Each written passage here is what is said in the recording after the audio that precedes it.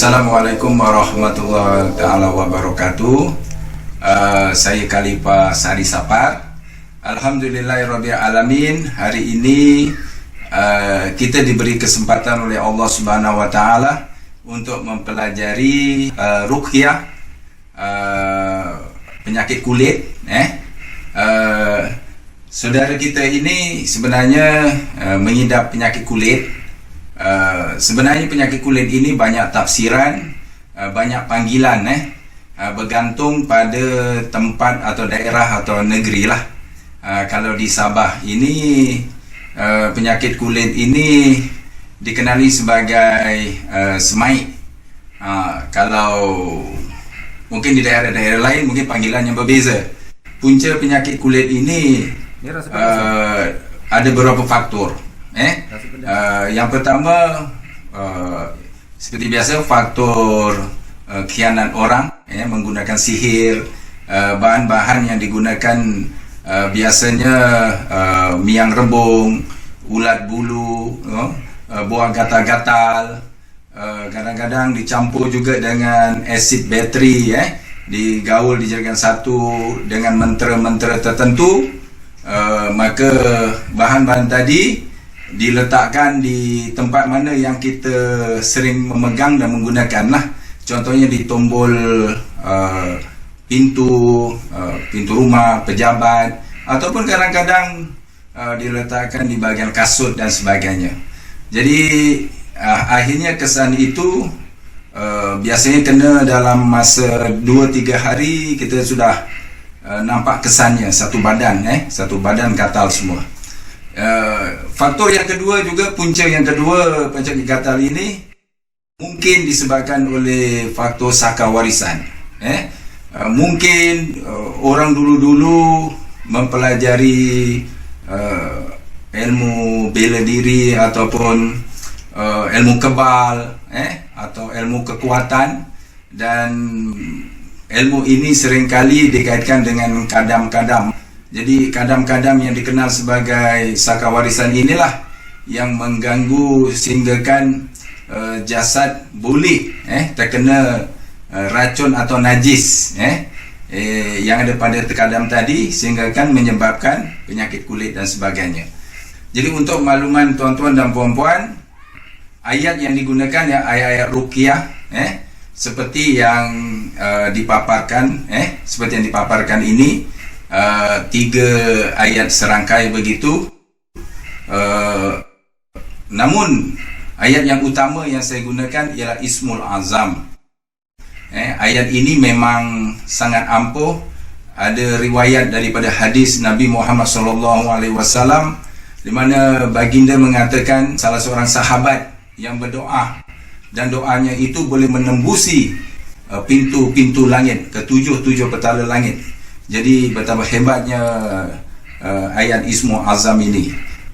Itu ayat dari surah Al-Baqarah ayat 163, dan ayat yang kedua tadi daripada surah Ali Imran ayat 1 dan 2, dan ditambah dengan doa-doa yang serangkai dan sebagainya.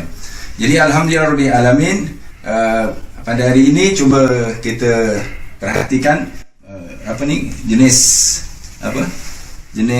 gatal, cuba dekat sikit. Bahagian ini memang inilah bagaimana penyakit ini boleh nampak, bagaimana dia memberi kesan kepada penyakit ini, kepada memberi kesan kepada badan, satu badan, sebenarnya satu badan kan. Boleh beritahu ke bila mula kena ni? Dia bermula sudah lama lah, hampir 1 tahun. Oh, setahun sudah kena. Tetapi dia membanyak seperti ini, dia belum lama lagi. Oh, baru belum sampai 1 bulan. Oh, 1 bulan. Maksudnya dia berulang-ulang. Dia bermula yang sedikit. Oh, sedikit lah. Mula-mula tanda tu berada di mana?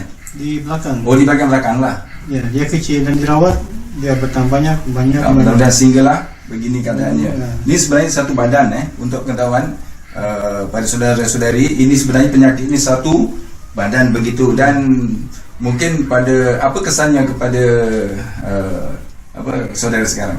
Pertama dia gatal. Oh, waktu malam kan?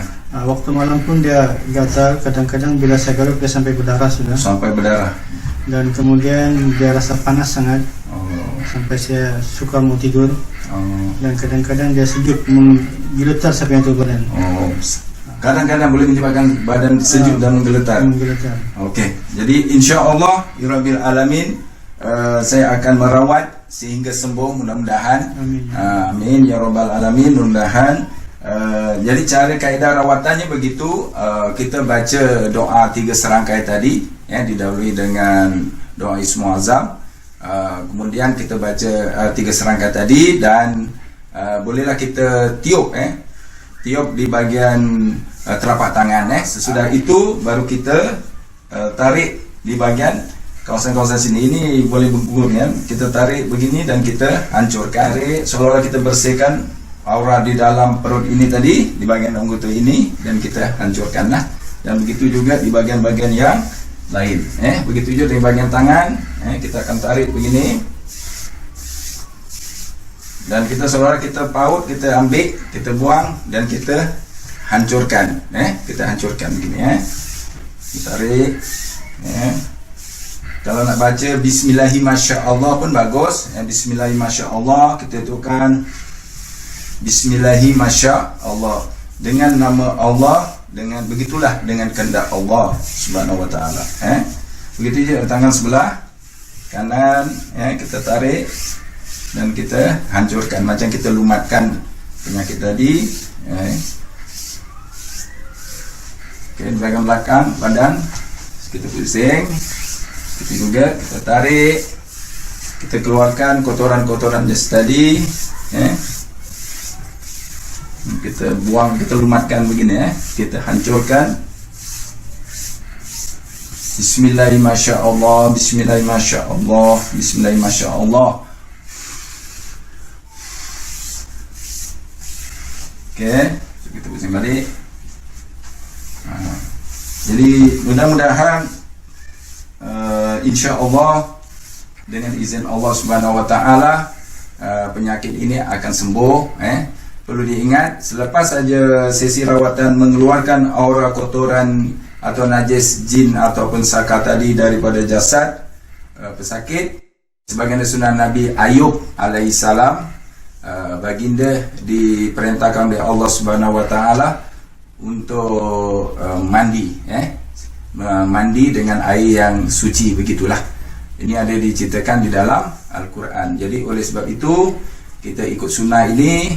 Jadi selepas saja sesi rawatan ini, bolehlah kita buat pemandian dengan baca doa-doa yang khusus. Itu saja. Cuba kita dengar komen daripada saudara modul kita ini. Jadi bagaimana keadaan sekarang berbanding yang sebelum-sebelum inilah? Alhamdulillah, segala puji bagi Allah SWT. Dah banyak perubahan daripada yang pertama lah. Dia semakin hari semakin mengurang. Dia menipis dan dia mengelupas. Dan dia bertukar warna. Dan sekarang dia seakan-akan kembali pada kulit yang asal. Alhamdulillahirabbil alamin. Dan dah hebatnya Allah SWT. Kita gunakan ayat Quran, doa dan sebagainya lah. Ya, alhamdulillahirabbil alamin. Yang sebenarnya menyembuhkan Allah SWT. Ya. Kita hanya perantaraan. Alhamdulillahirabbil alamin. Jadi rasa sekarang dah tak adalah lagi rasa gatal ke yang sejuk, apalagi menggigil.